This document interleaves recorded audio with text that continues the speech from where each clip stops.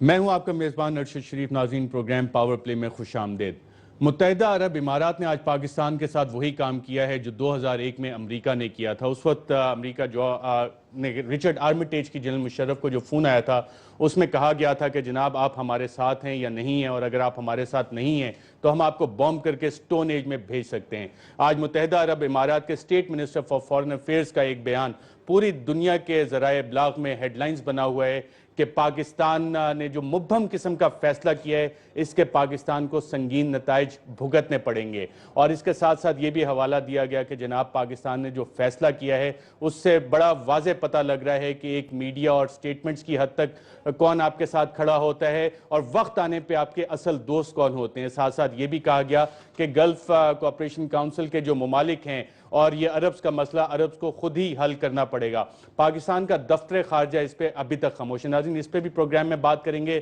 ساتھ ساتھ پروگرام میں کوشش کریں گے کہ بات کریں نیا پاکستان کے دعوے اور پرانا پاکستان کے دعویٰ کرنے والوں نے ٹیکس کتنا ادا کیا. کیا نیا پاکستان کا جو دعویٰ کرتے ہیں انہوں نے زیادہ ٹیکس دیا یا پرانے پاکستان والوں نے، اور نئے اور پرانے پاکستان میں کیا تبدیلی ہے کے پی کے میں اور پنجاب میں اور وفاقی لیول پہ. اسپیسیفک ایگزامپلز کے ساتھ کوشش کریں گے ڈسکس کریں. میں اپنے مہمانوں کا آپ سے تعارف کروا دوں. اسلام آباد اسٹوڈیو میں ہمارے ساتھ موجود ہیں رؤف کلاسا صاحب، کسی تعارف کے محتاج نہیں ہیں. لاہور سے ہمیں جوائن کر رہے ہیں فواد چودھری صاحب، اور کچھ ہی دیر میں ہمیں کاشف عباسی صاحب جوائن کریں گے. اس وقت وہ میٹرو کے راستے جو آج کل ان کی تعمیر ہو رہی ہے اس وجہ سے شاید تھوڑی تاخیر کا شکار ہے، لیکن راستے میں ہمیں جوائن کر رہے ہیں. رؤف کلاسا صاحب، یو اے کی طرف سے جو لیٹسٹ وارننگ آئی ہے، تھریٹ آپ اسے کہہ لیں، اس کو کیسے دیکھ رہے ہیں؟ اور خاص طور پہ اس وقت جب پاکستان کی پارلیمنٹ کی طرف سے ایک متفقہ ریزولوشن آئی کہ ہم نے نیوٹرل رہنا ہے اس معاملے میں. ارشد، اس میں پہلے تو میں تھوڑی سی کریکشن کر دوں آپ کی. آپ نے کہا کہ وہ کال کی تھی رچرڈ آرمیٹیج نے کی تھی جنرل مشرف کو. وہ کال جہاں تک مجھے یاد پڑتا ہے وہ یہ رچرڈ نے نہیں کی تھی، کالن پاول نے کی تھی. ہاں، رچرڈ نے جو دھمکی جس کی بات کی جاتی ہے وہ انہوں نے دی تھی جنرل محمود کو جب وہ چیف تھے آئی ایس آئی کے، اور اس وقت وہ نیو یارک یا اس میں تھے ساری. بالکل آپ کی بات صحیح ہے، کریکٹ ہے. اور اس میں ملیحہ لودھی صاحبہ بھی موجود تھے اس میں. یہ انہوں نے وہاں پہ دھمکی دی تھی، اور بعد میں ویسے رچرڈ نے اس سے یہ ڈینائی بھی کیا تھا. اور میں نے ایک دفعہ ملیحہ لودھی سے پوچھا بھی تھا کہ واقعی یہ دھمکی دی گئی تھی، تو لودھی صاحبہ نے وہاں پہ اس وقت ہنس کے انہوں نے ٹال دیا تھا. بعد میں میرا شجاع نواز صاحب نے انہوں نے باقاعدہ کتاب لکھی تھی.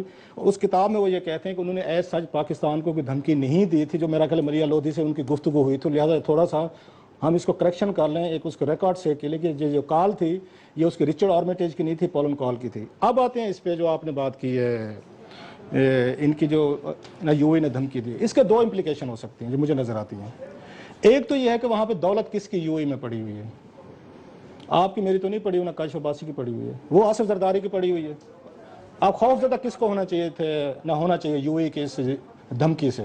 بات تو وہ بھی ٹھیک کہہ رہے ہیں کہ بھائی صاحب ہم آپ کو اپنے ہاں رکھتے ہیں، آپ کو مال پانی یہاں پہ ملتا ہے، آپ نے یہاں پہ آ کے یہ محل خریدے ہوئے ہیں، آپ نے یہاں پہ جو آپ کی عیاشیں، ہم آپ کو کچھ نہیں کہتے.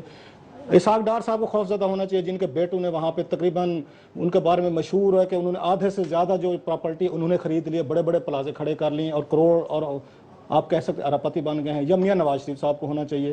ایک تو حکومتی لیول پہ یہ ہونا چاہیے. یا ان لوگوں کو خوف زدہ ہونا چاہیے، پچھلے دن رپورٹ آئی تھی کہ دبئی میں سب سے زیادہ پراپرٹی جو ہے پچھلے 2013-2014 میں پاکستانیوں نے خریدی ہے، جو یہاں سے بلینز آف روپیز لے کے گئے ہیں یا ڈالرز لے کے گئے ہیں، اور وہ نجائز پیسہ تھا. میرا خیال ہے موسٹ آف دا پیسہ جو تھا یہاں سے نجائز پیسہ گیا ہے، انہوں نے پراپرٹی خریدی ہے. یہ تو میں آپ کو بڑے لیول پہ نقصانات بتا رہا ہوں کہ ان لوگوں کو خوف زدہ ہونا چاہیے. اب اس کے تھوڑے سے میکرو لیول پہ آتے ہیں کہ آپ کو ہمیں کیا نقصان ہو سکتا ہے. جو یو اے میں ہمارا ورکر ہے وہ میرا خیال دباؤ میں آئے گا، اسے آنا بھی چاہیے اس کے بعد تھریٹ کے بعد. اور صرف یو اے میں گلف کوآپریشن کاؤنسل ساتھ ممالک. اور مجھے یاد پڑتا ہے جب ہم نے اپنے اس پہ 92 پہ جو پروگرام کیا تھا میں نے اور عامر متین نے پہلے دن، اور جو ہمارے پروڈیوسر عدیل راجہ کو یاد ہوگا، میں نے اس وقت بھی کہا تھا میں کہ ہو سکتا ہے میں ذاتی طور پر اس بات کے خلاف ہوں کہ پاکستان کو ٹروپس نہیں بھیجنے چاہیے، ان کو نہیں ماننی چاہیے، لیکن آپ کے ملک کے نیشنل انٹرسٹ یہ ڈیمانڈ کریں گے کہ 7 ممالک ہیں اور دنیا بھر سے $15 بلین کے جو ریمیٹنسز آتے ہیں اس میں سے آپ کے 12 ارب کے قریب 10 سے 12 ارب ڈالر جو ہیں آپ کے انہیں 7 گلف کنٹری سے آتے ہیں. آپ کی وہاں پہ 20 سے لے کے 30 لاکھ جو آپ کا heavy price for ambiguous stand. تو یہ وہ ہیوی پرائس میرا خیال ہے دو ہو سکتی ہیں. ایک تو رولنگ ایلیٹ کو تھریٹ ہے، آپ کہہ سکتے اسحاق ڈار صاحب جنہوں نے وہاں پہ یہ پڑھی ہے، یہ وہاں پہ ریزولوشن کھڑے ہو کے پڑھے، ان کے اپنے بچوں کے وہاں پہ بہت بڑے بزنسز ہیں، یہ ان کو تھریٹ ہو سکتی ہے. آصف زرداری صاحب کو تھریٹ ہو سکتی ہے جن کی پارٹی نے ووٹ کیا اس کے आइस पे उन्होंने आके कंसीड किया है या उस पर अपने उन्होंने वो एंडोर्समेंट दी, उनके लिए थ्रेट हो सकते हैं। अगेन के सबके वहाँ पे उनके बिजनेसेस उनके थ्रेट्स हैं। हाँ, इकॉनमी वाइज थ्रेट जो मैं कह रहा हूँ कि पाकिस्तानियों के लिए प्रॉब्लम हो सकते हैं जो गल्फ में काम करते हैं, इसलिए इस फैसले को आप ये पार्लियामेंट को देखें, इन्होंने सारी चीज़ें डिबेट की हैं। अगर ठीक है न्यूट्रल रहने में हो सकता है इनको फायदा नजर आते हुए, इन्होंने इकोनॉमिक इंटरेस्ट जो पाकिस्तान की उन 7 गल्फ कंट्रीज में है, जो मैंने अपने शो में 3-4 दफ़ा बड़ी क्लियरली की और ये कह के की कि हो सकता है मुझे रिजर्वेशन हो, लेकिन बाज़ दफ़ा आपको लॉन्ग टर्म आपको देखना पड़ता है, फ्यूचर आपको किसी न किसी के साथ खड़े होना पड़ता है। और जो मेरा ख्याल है, ये जो एक रेजोल्यूशन आई है, आप कह सकते हैं कि ना हम इसके बगैर रह सकते थे, और अगर ये रेजोल्यूशन पास होती तो भी शायद हम तनकीद कर रहे होते। ये मुश्किल फैसला था मैं समझता हूँ। और आप और मैं ये टॉपिक लेके बैठे होते, देखें पाकिस्तान से अपनी जंग नहीं संभाली जा रही और अरबों की जंग में अपना जाग हिस्सा बनने जा रहे। सो मुश्किल फैसला था, जो पार्लियामेंट के लिए भी था, हुकूमत के लिए भी था। इस पे भी सवाल आता है कि रेजोल्यूशन बाइंडिंग कितनी है। काशिफ अब्बासी साहब ने हमें ज्वाइन कर लिया। फवाद साहब, आपसे ही मैं ये जानना चाहूंगा, पाकिस्तान इसको heavy price for ambiguous stand, इस मुबहम फैसले की भारी कीमत अदा करनी पड़ेगी पाकिस्तान को, यूएई के state minister for foreign affairs कह रहे हैं। देखिए अरशद, जिस तरह से रऊफ ने एक्सप्लेन किया, फ़ैसला तो वाकई बहुत ही मुश्किल है। उसकी वजह यह है कि दोनों तरफ बहुत इंटरेस्ट है। तो जैसा रऊफ ने बताया कि प्रॉब्लम जो इंडिविजुअल सतह के ऊपर तो बहुत सारे पाकिस्तानी हैं जिनके बिजनेसेस वगैरह होंगे। मैंने तो आज का इसहाक डार साहब से शुरू कर लें, प्रॉपर्टीज़ अगर आप लोगों ने वापस लेनी है लेना शुरू कर दें और चलते जाएँ। यहाँ तो लिस्ट ही नहीं ख़त्म होनी। जरदारी साहब, नवाज शरीफ साहब और सारी सिंध की कैबिनेट, सारे एम के लोग, वो तो एक लंबी लिस्ट है, फिर उसमें पड़ जाएंगे। लेकिन जो इसकी बहैसियत मजमूई एक कॉस्ट है वो भी बड़ी ज्यादा है। फ्रेंकली आप देखें 40 लाख के करीब तो पाकिस्तानी हैं जो मिडिल ईस्ट में काम कर रहे हैं। उनका मुस्तकबिल क्या होगा और उनकी आगे जो है वो नौकरियां, उनका मुआशी जो मामलात हैं उनको क्या करना होगा। दूसरी तरफ पाकिस्तान ईरान के खिलाफ भी उस तरह से नहीं जा सकता। 20% यहाँ पे शिया है। अल्टीमेटली जिस तरह जो उन्होंने जो रेजोल्यूशन है उसने खुद भी तस्लीम किया है, अल्टीमेटली ये सेक्रेटेरियन इशू बनेगा। हम पाकिस्तान और ईरान हमारा नेबर है, हम उनके खिलाफ भी नहीं खड़े हो सकते। जो अभी तक हुकूमत की स्ट्रेटजी है, जो तमाम इंक्लूसिव स्ट्रेटजी है, उससे फ्रेंकली मुझे मुकम्मल इत्तफाक है। और मैं ये समझता हूँ कि प्राइम मिनिस्टर साहब ने और हुकूमत ने, जो ख्वाजा आसिफ साहब हैं, अगर शुरू में बयान ना देते सऊदी अरब की हमायत में इतने आगे बढ़ के, और DCC की मीटिंग होती और उसके साथ कैबिनेट की मीटिंग होती, ज़्यादा फॉर्मलाइज होता तो बेहतर था। बट अल्टीमेटली हुकूमत ने जिस तरह इसको टैकल किया है वो बिल्कुल सही है। अभी भी इसको इंक्लूसिव रखना चाहिए, ज्यादा मुल्कों को अपने साथ शामिल करना चाहिए। और आज एक हमारे बड़े पढ़े लिखे दोस्त हैं, काशिफ जानते हैं, उमर चीमा, उन्होंने ये लिखा है कि ये 30 ईयर्स वॉर जो यूरोप की शुरू हुई थी वो मिडिल ईस्ट में शुरू हो गई है। अगर इस तरह की वॉर है, हम अफोर्ड नहीं करते उसमें हिस्सा लेने का, हम फंस जाएंगे दोनों तरफ। हमें रहना इंडिपेंडेंट है, लेकिन हमें अपने साथ मुल्कों को जोड़ना है। इंडोनेशिया, मलेशिया, टर्की, इजिप्ट, इस तरह के मुल्कों को अगर हम जोड़ सकेंगे तो हम कुछ जो है वो अरबों को समझा सकेंगे, वरना वाकई हमें बहुत हैवी प्राइस देनी पड़ेगी। काशिफ अब्बासी साहब, तारीख ने आपको दोहराती है, किरदार बदल जाते हैं। 2001 के बाद आज दोबारा पाकिस्तान को इस तरह की बात सुनने को मिल रही है कि आप हमारे साथ हैं या नहीं हैं, और अगर नहीं है तो उसकी आपको कीमत अदा करनी पड़ेगी। लेकिन मैं इस बयान को 2-3 तरीके से देख सकते हैं। एक तो ये कि क्या ये यूएई की गवर्नमेंट अपने बिहाफ पर बयान दे रही है, या ये प्रॉक्सी के तौर पर कि सऊदियों ने कहा होगा पहली फेज में let us not do it, हम नहीं करते, तुम इस तरह का बयान दे। तो देखें, अभी मैं अंदर से तो मैं नहीं जानता कि ज़ाहिर अंदर हुआ क्या है, लेकिन यूएई का स्टेक यमन और सऊदी अरब में कोई इतना स्टेक है नहीं उनका। असल स्टेक तो सऊदियों का है। सऊदी शायद खुद सामने नहीं आ रहे पहली फेज में, क्योंकि यूएई का बहुत इन्फ्लुएंस है पाकिस्तानी इलीट के ऊपर। वो जो फवाद अभी कह रहे थे किस किस के असासे वहां पड़े, नवाज शरीफ साहब के असासे शायद नहीं है, उनके असासे दूसरी फेज में मुश्किल में आएंगे जब सऊदी अरब ये उठ के कहे कि जनाब अब आप ये अगर आप हमारे साथ नहीं हो तो हमारे मुखालिफ हैं। सो ये पैगाम क्या है? पैगाम बड़ा सिंपल है, ये कि आपके पास हाँ करने के अलावा ऑप्शन कोई नहीं। अब अगली फेज में क्या होगा? अगली फेज में वो जो करारदाद मंजूर हुई है उसकी नई नई तशरीयात हमारे सामने आएंगी। उसमें सबसे पहली बात ये कही जाएगी कि जी क्या सऊदी अरब को खतरा है? ज़ाहिर पहली चीज तो इंटरप्रिटेशन है। खतरा होता क्या है? खतरा अगर आपको गवर्नमेंट डिक्लेयर कर रही है खतरा है तो फिर आप कहेंगे जनाब अगर सऊदी कह रहे हैं खतरा तो फिर हमें जाना पड़ेगा। लेकिन मेरा ख्याल है यूएई से ये बयान दिलवाया गया ताकि टेम्परेचर इतना ऊपर, सऊदी का अगर ये बयान दे देते सऊदी वजीर खारजा, वजीर दाखिला, तो टेम्परेचर पाकिस्तान में एटलीस्ट तो टांगे कांपनी शुरू हो जाती है। पहली फेज में ये बयान उधर से आया, लेकिन उनकी नीयत बड़ी साफ है इस बयान के बाद कि आपके पास बाहर रहने का कोई ऑप्शन नहीं। آپ کو اپنی فوجیں یہاں بھیجنی پڑیں گی. جو فواد کہہ رہے ہیں ہمیں مزید ملکوں کو ساتھ ملانا چاہیے, دیکھیں یہ دھمکی صرف پاکستان کو لگائی گئی, اور کسی ملک کو لگائی ہے دھمکی؟ فی الحال تو پاکستان کے لیے آئی ہے. ساتھ ٹرکی کا بھی ذکر آیا ہے کہ جناب ٹرکی اور پاکستان جس طرح سے کھڑے ہو رہے ہیں ایران کے ساتھ, وہ بھی نوٹ کیا جا رہا ہے. لیکن دھمکی صرف ہمارے لیے, ہیوی کاسٹ ہمارے لیے. ہاں کیونکہ دھمکی ترکی کو تو دے نہیں سکتے. میڈیشن کرنی ہے تو ماسوا اس کے کہ ملک ہمارے ساتھ ہوں گے, ہماری طاقت نہیں بنے گی. ہمیں تو میں اگر اجازت دیں تو میں بات کر لوں. میں آپ کی بات ٹھیک ہے, آپ وہ طاقت بنانے کی بات کر رہے ہیں, بٹ جب اسٹیٹ لیول پر وزیر خارجہ اس طرح کا بیان دے دے نا فواد صاحب کہ آپ کو بڑی بھاری قیمت ادا کرنی پڑے گی, پھر آپ 10 ملک اپنے ساتھ کھڑا کریں. آپ کا خیال ہے ملیشیا کا کوئی انفلوئنس ہے سعودی عرب اور یو اے کے اوپر؟ انڈونیشیا کو انفلوئنس اپلائی کر سکتا ہے. ترکی کو بھی نوٹ کر رہے ہیں, لیکن ترکی کا ایک انفلوئنس ہے اس خطے کی سیاست میں. ایز اے مسلم ملک اتنا انفلوئنس نہیں ہے کہ ہم 8 کا بلاک بنا لیں گے. the moment of truth distinguishes between the real ally and ally of media and statement. یعنی وقت آنے پہ آپ کو ان لوگوں کا پتہ لگتا ہے جو صرف بیانات دیتے ہیں اور آپ کا اصل دوست کون ہے. یہ بڑی سمپل میسیجنگ ہے پاکستان کے لیے, بڑی کلیئر میسیجنگ ہے کہ وقت آ گیا ہے اور تم پیچھے ہٹ رہے ہو, اور اب ہمیں پتہ لگنا ہے کہ ہمارے دوست کون ہے اور ہمارے دشمن کون ہے. اسی کی ایکسٹینشن ہے یہ اسی بیان کی. So they have made their message very clear. ان کا میسج بڑا واضح ہے, آپ کے پاس اور کوئی دوسرا آپشن نہیں ہے. اگر آپ نے نہ کیا تو پھر بہت کچھ ہو سکتا ہے. اس میں کیا ہو سکتا ہے؟ تیل آپ ادھر سے لیتے ہیں, لوگ آپ کے انہی ملکوں میں کام کرتے ہیں, ٹریڈ یا کوئی دوسرے جو بینیفٹس آپ یہاں سے اٹھاتے ہیں, ڈیفرڈ پیمنٹ پہ آپ تیل لیتے ہیں. بھائی آگے جب آپ مشکل میں پڑیں گے بڑی مشکل ہو جائے گی پاکستان کو. یہ بڑی clear messaging ہے. ایک تو پارلیمنٹ ریزولوشن ہے, وہ ایز سچ کہا جا رہا ہے کہ حکومت پہ بائنڈنگ نہیں ہے. کچھ ایگزیکٹو ڈیسیجنز بھی ہوتے ہیں فار گوئنگ ٹو وار. جیسے آپ کو یاد ہوگا 2003 ٹونی بلیئر, برٹش پارلیمنٹ نے ریزولوشن پاس کی کہ ہمیں عراق وار کا حصہ نہیں بننا چاہیے, بٹ ٹونی بلیئر نے کہا میں جناب یہ فیصلہ کر رہا ہوں. ریزولوشن تو ویسے ہی بائنڈنگ نہیں ہوتی ہے نا. Resolution is sense of the house, جو سینس آف دا ہاؤس آ گیا. پرائم منسٹر اب اس پہ ایگزیکٹو ڈیسیجن لے سکتے ہیں. کوئی کتنا آسان ہوگا وزیر اعظم کے لیے اس ریزولوشن کے بعد کوئی ایگزیکٹو ڈیسیجن لینا جن سارے عوامل کا کاشف اور آپ نے ذکر کیا, اس کو مد نظر بہت آسان ہے میرا خیال. آپ تو سارے سمجھ جائیں گے. I think everyone should fall in line. جو فیصلہ ہے یہ میرا خیال ہم سب جانتے ہیں, وہ نواز شریف صاحب نے نہ پہلے دن کرنا تھا نہ ان کے ہاتھ میں تھا. یہ فیصلہ کرنا تھا جنرل رحیل صاحب نے کہ ہم نے فورسز اپنی بھیجنی ہے نہیں بھیجنی. یہ بڑا کلیئر تھا. جیسے پہلے بات کی گئی تھی, اگر آپ کی فوج چاہے گی کہ ہم نے اس جنگ میں حصہ بننا ہے تو فیئر انف. اگر وہ نہیں چاہیں گی تو پھر ان کو میرا خیال کوئی فورس نہیں کر سکتا. اور یہ ہم دیکھ بھی چکے ہیں اس وقت پچھلے 1.5-2 سالوں میں سچویشن جیسی چل رہی ہے.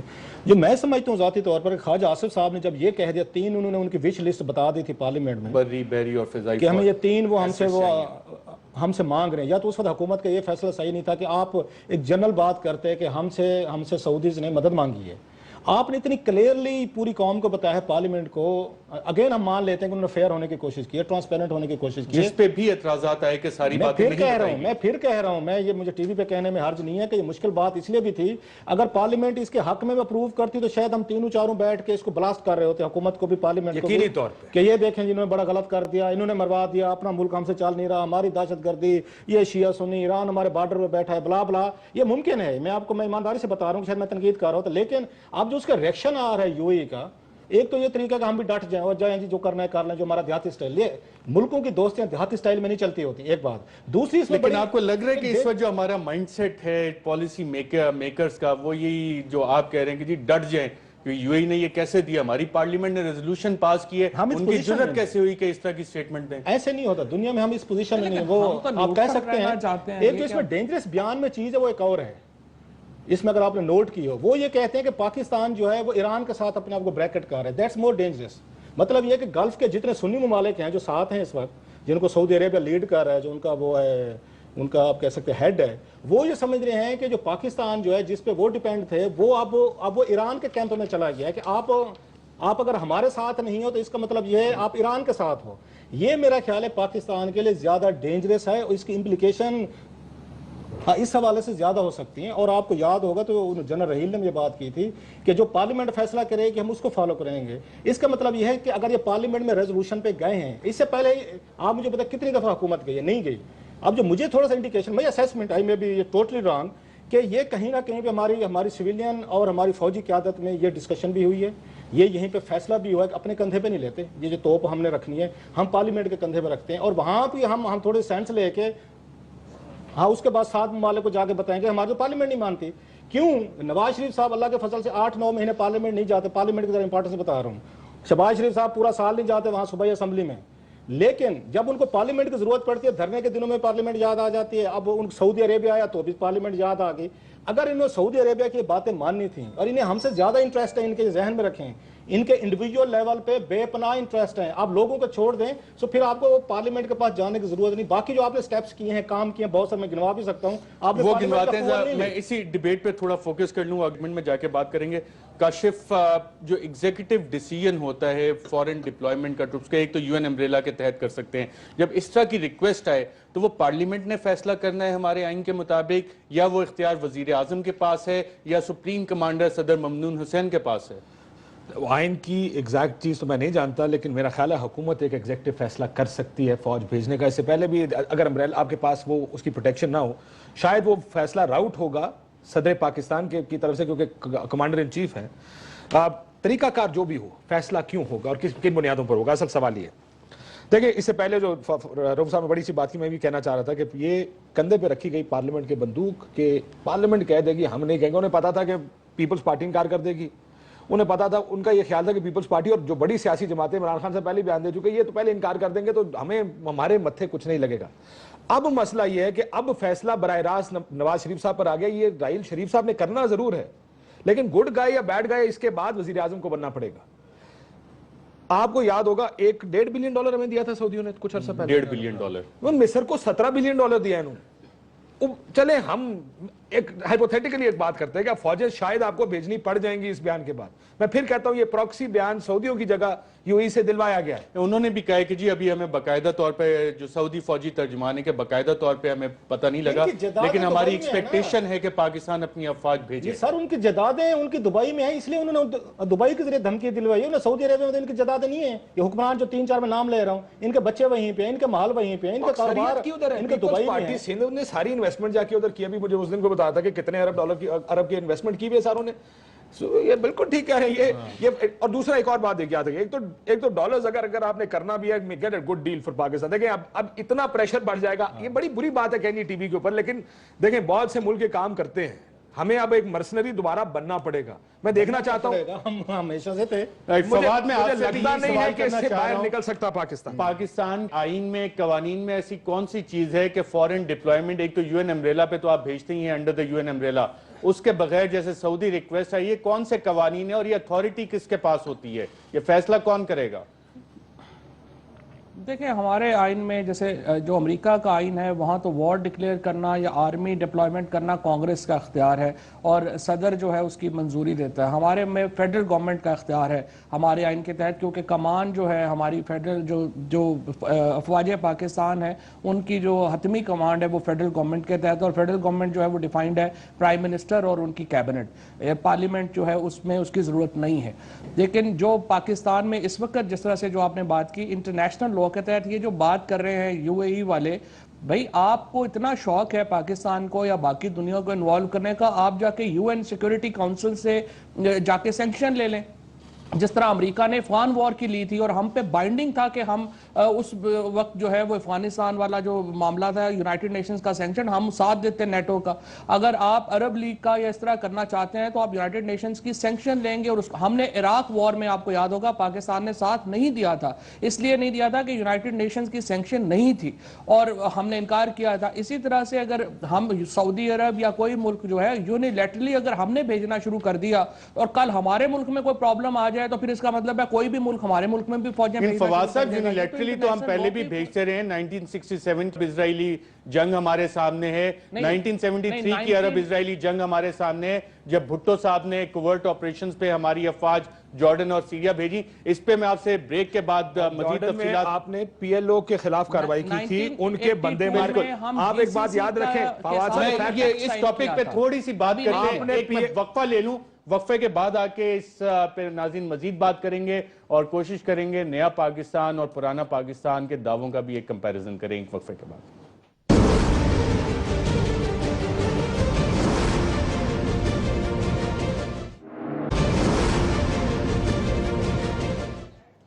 ویلکم بیک ناظرین۔ پاکستان کی قیادت کے لیے ایک اہم موڑ جہاں انہوں نے اہم فیصلہ کرنا ہے کہ یو اے ای کے دھمکی کے بعد اب معاملات کو آگے لے کے کیسے چلنا ہے. فواد جوہری صاحب، بریک پہ جانے سے پہلے میں نے آپ سے سوال کیا تھا کہ 1967 کی عرب اسرائیلی وار میں بھی ہم نے حصہ لیا اور 1973 میں ذوالفقار علی بھٹو صاحب نے سیکرٹ کوورٹ ڈپلائمنٹ جارڈن اور سیریا بھی کی تھی ہمارے فوجی دستوں کی عرب اسرائیلی جنگ میں.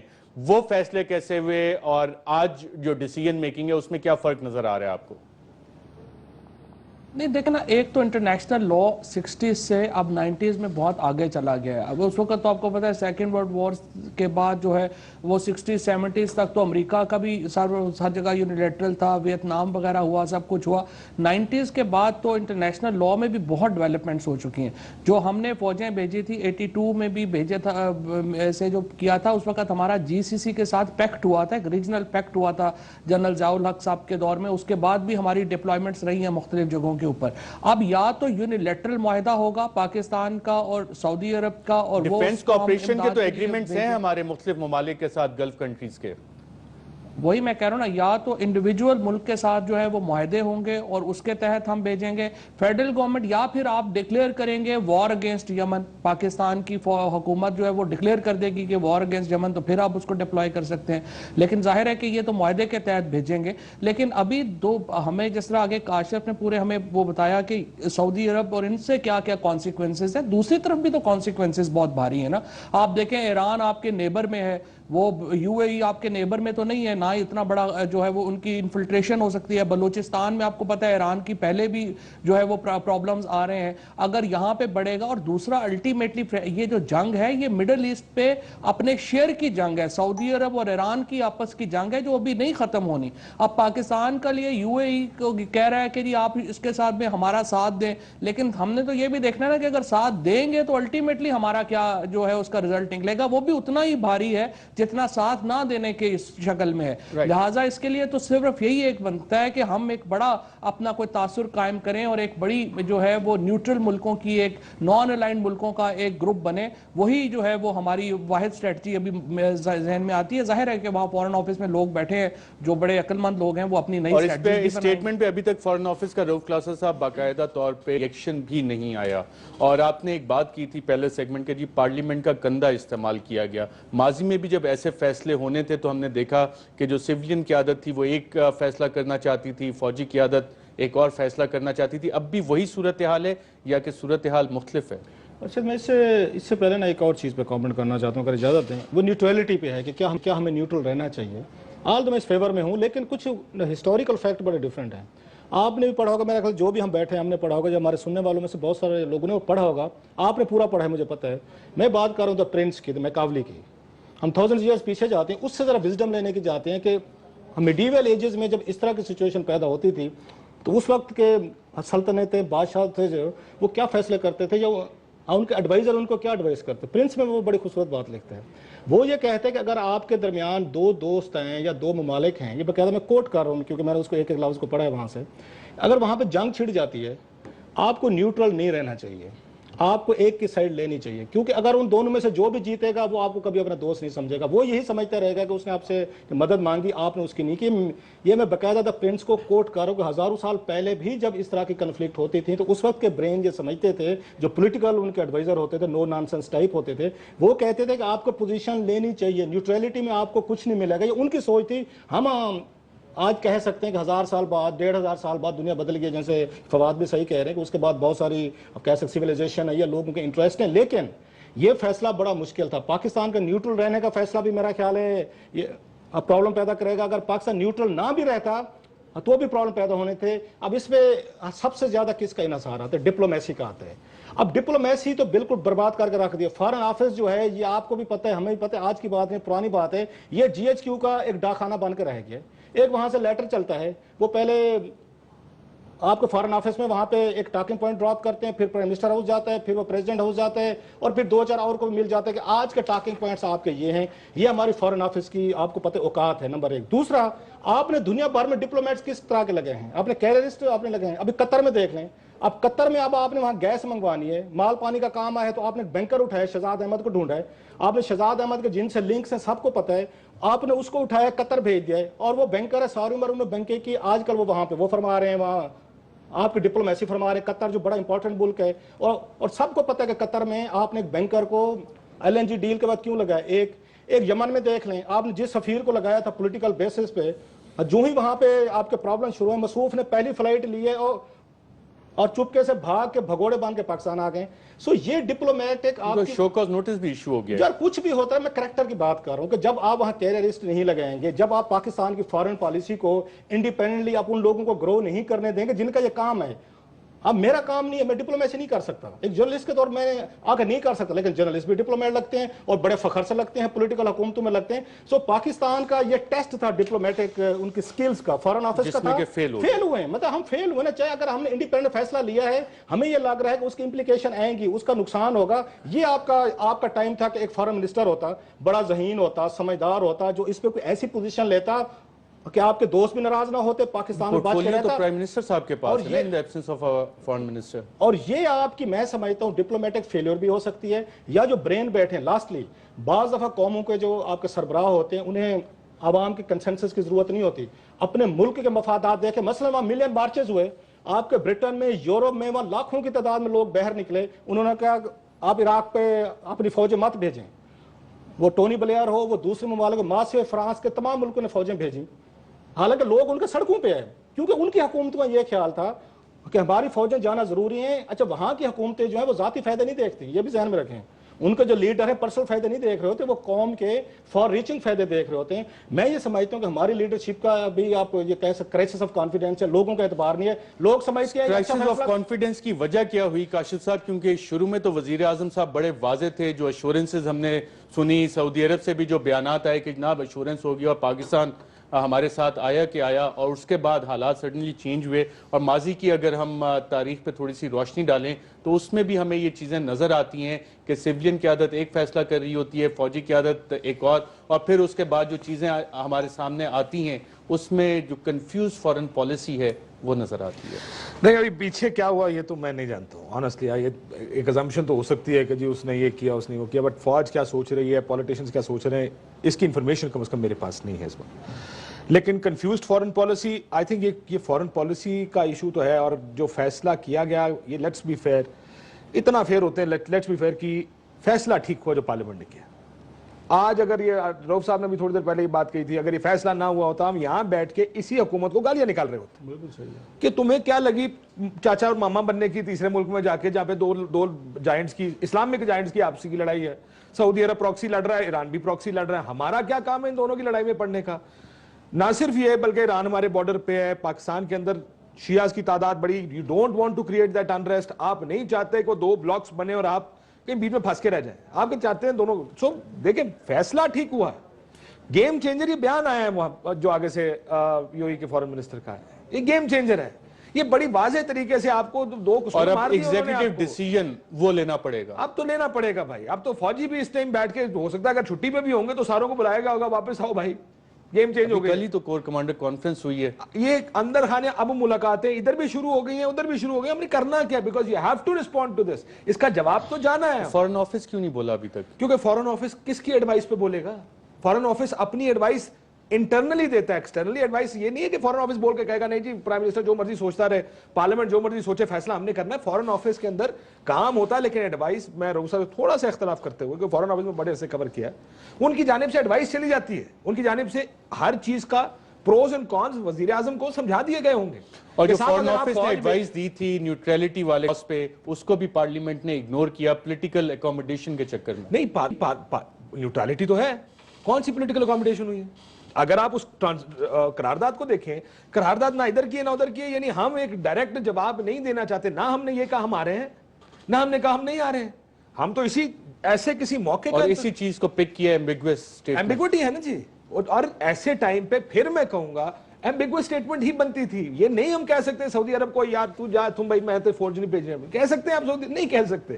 یہی کہہ سکتے جناب جو ہی خطرہ ہوگا اب آپ ہمیں بتائیے گا. آپ دیکھیں وہ اتنی ایمبیگوس تھی کہ اب آپ اگلے 24 گھنٹے میں دیکھیے گا کہ اس کی انٹرپریٹیشن ہمارے وزراء کچھ اور کر رہے ہوں گے اور کریں گے. اس کی انٹرپریٹیشن یہ ہوگی کہ جناب وہ جو کہا تھا نا خطرے کی صورت میں سعودی عرب کو لگتا ہے ان کو خطرہ ہے تو ہمیں فوجیں بھیجنی پڑیں گی اپنی.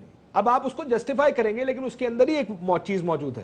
دیکھیں انٹرسٹنگلی ریزولوشن نے یہ نہیں کہا کہ آپ فوجیں نہیں بھیجیں, if needed, if کا لفظ استعمال if needed, اب نیڈ کی کا ڈیٹرمنیشن نیڈ وہاں سے کنوے ہو. وہاں سے need فواد ہے. چودھری صاحب اگر کیا Pakistan U N security council یا اقوام متحدہ جیسے ریزولوشن میں بھی ہے خود انیشیٹو لے سکتا ہے وہاں سے موو لے کے اور یو این کا امبریلا لے لے؟ دیکھیں یہ تو کہا گیا تھا ریزولوشن میں کہ یونائٹڈ نیشن سیکورٹی کونسل جو ہے اس کو انوالو کیا جائے گا، اور رشیا اور چائنا کے بارے میں خیال تھا کہ وہ یونائٹڈ نیشنز میں جائیں گے اور اس معاملے کو لے کے جائیں گے. مجھے یوں لگتا ہے کہ ایک جو دوسری طرف اگر ہم دیکھیں کہ اس میں یہ بھی ہو سکتا ہے کہ جلد ہی کل یا پرسوں یونائٹڈ نیشنز انوالو ہو جائے اس میں، اور اس میں جو چین اور رشیا ہے اس کا کردار امپورٹنٹ ہوگا، امریکہ کا کردار ہوگا. ہم پوری دنیا سے علیحدہ بھی ظاہر نہیں ہوں گے. ہم نے یہ بھی دیکھنا ہے اس وقت کہ ایران کی جو لیڈرشپ ہے اس نے تھوڑا سا اوپن اپ ہوئی ہے، جو ان کا یورپی یونین کے ساتھ ایٹامک ویپنز کے اوپر جو معاہدہ ہوا ہے، بہت ہی تاریخ ساز معاہدہ ہوا ہے، اس کے اوپر اس کا مطلب ہے وہ انکلوسیو ہو رہے ہیں. سعودی عرب کو اس وقت یہ بھی پرابلم ہے کہ ایران کے تعلقات ویسٹ سے آگے کس طرح ہوں گے، اور ابھی جو یونائٹڈ نیشنز میں امریکہ کا بھی ٹیسٹ آئے گا کہ وہ کس طرف اور کتنا زیادہ اگریسو ایران کے خلاف جاتے ہیں. گو انہوں نے سعودی عرب کی مکمل حمایت کا اعلان کیا ہے اور حوثیز کے متعلق جو ہے وہ ابھی وہاں پہ دیا ہے. ابھی پرابلم یہ ہے کہ عدن تو پہلے ہی سعودی عرب کے جو حامی لوگ ہیں ان کے جو یمنی ان کے پاس ہے، اور جو سنا ہے جو ان کا پاور سینٹر ہے، سعودی عرب اس پہ بھی نہیں مان رہا. وہ کہتے ہیں سنا بھی جو ہے وہ واپس آنا چاہیے. اب یہ ایک ٹرکی معاملہ ہے جس میں یونائٹڈ نیشنز جب انوالو ہوگی تو ایک حتمی رائے ہمارے سامنے آ سکے گی، لیکن مجھے نہیں لگتا کہ ہمیں کو بہت جلدی میں کوئی فیصلہ کرنا چاہیے. اور بالکل فورن آفس بھی صحیح کر رہا ہے جو ہولڈ کر رہا ہے اپنا ری ایکشن، اس لیے کہ جب تک آپ کے سامنے کلیئر پکچر نہیں آئے گی آپ اپنا ری ایکشن نہیں دے سکتے. اور کلیئر پکچر آئے گی جب یونائٹڈ نیشنز میں مختلف اقوام جو ہیں ان کا آپ کے سامنے موقف آ چکا ہوگا، اس وقت آپ کسی پوزیشن میں ہوں گے کوئی موقف لینے کی. رائٹ ناظرین، یہاں پہ وقفہ لیتے ہیں، وقفے کے بعد دوبارہ آپ کی خدمت میں حاضر ہوتے ہیں.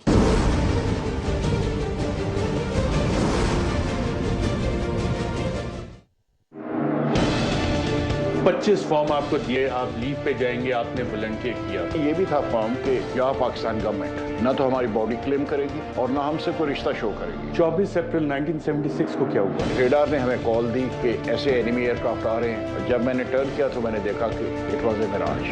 It was coming straight heading for me. I fired the missile and he exploded in the air. Pakistan نے یہ کب ریکگنائز کیا؟ 25 ایئرس لیٹر. لوگ آپ سے یہ بات پوچھتے تھے تو آپ کا کیا جواب ہوتا تھا؟ کہ میں تو وہاں تھا ہی نہیں، میں تو نہیں گیا کبھی سے. ویلکم بیک ناظرین. کور کمانڈر کانفرنس جو گزشتہ روز ہوئی اس میں بھی اس بات کو دیکھا گیا، کافی اس پہ تفصیلی بات چیت ہوئی، اور جو کنسنسس تھا کور کمانڈرز کا اور آرمی چیف کا وہ یہ تھا کہ یمن بحران اگر جاری رہا تو اس کے خطے پر سنگین اثرات ہوں گے. یہ سنگین اثرات کیا ہوں گے؟ پاکستان اسی خطے میں موجود ہے، کسی نہ کسی طرح ڈائریکٹلی انڈائریکٹلی یہ اثرات ہم تک بھی آتے ہیں. آج ایک افسوسناک خبر ہمارے تک آئی کہ بلوچستان میں تربت میں 20 مزدوروں کو مار دیا گیا، ہلاک کر دیا گیا.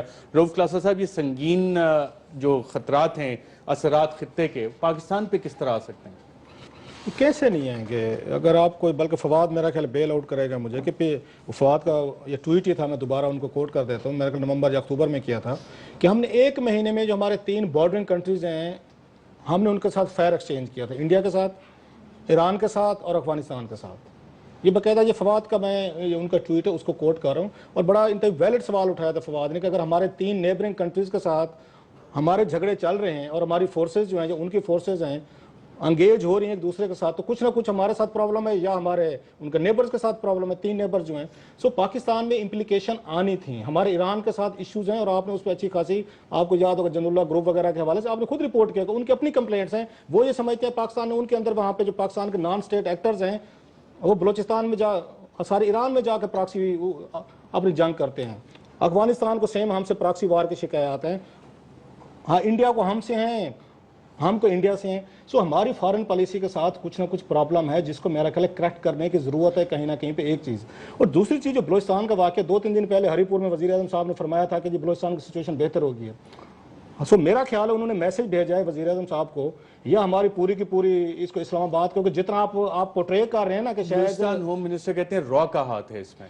یہ اگر را کا ہاتھ ہے بھی جس کے ثبوت ہیں یہ کہتے ہیں، تو پھر آپ کی جو ہماری کاؤنٹر یہاں انٹیلیجنس ایجنسیز ہیں جن کا کام ہے اپنے بارڈر کو سیکیور کرنا، کہ اگر باہر سے کوئی ٹیررسٹ آتے ہیں، کوئی سیبوٹیئر آتے ہیں، وہ سیبوٹائز کرتے ہیں، جن کو ہم بلینز آف روپیز دیتے ہیں، جن پہ ہم ٹرسٹ کرتے ہیں کہ یہ ہمیں سیکیور کریں گی، اب وہ ہمیں سیکیور نہیں کر پا رہی ہے. ان کا کام ہے کہ وہ ٹریس کریں, ڈھونڈیں, اس سے پہلے کہ ٹیررسٹ ایکٹیویٹی ہو آپ جا کے اس کو کرب کریں. اور یہ کولڈ وار میں آپ کو یاد ہوگا دنیا بھر کی انٹیلیجنس ایجنسیز ہیں ایک دوسرے کے ملکوں میں اس طرح آپریشن کرتی ہیں, ان کو روکا جاتا ہے, پریمپٹ کیا جاتا ہے. اس طرح کی کوورٹ ایکٹیویٹیز اگر وہاں کے پروونشل ہوم منسٹر کہہ رہے ہیں کہ جناب را کا ہاتھ ہے, تو کیوں نہیں ہم روک سکتے اس کوورٹ وار کو؟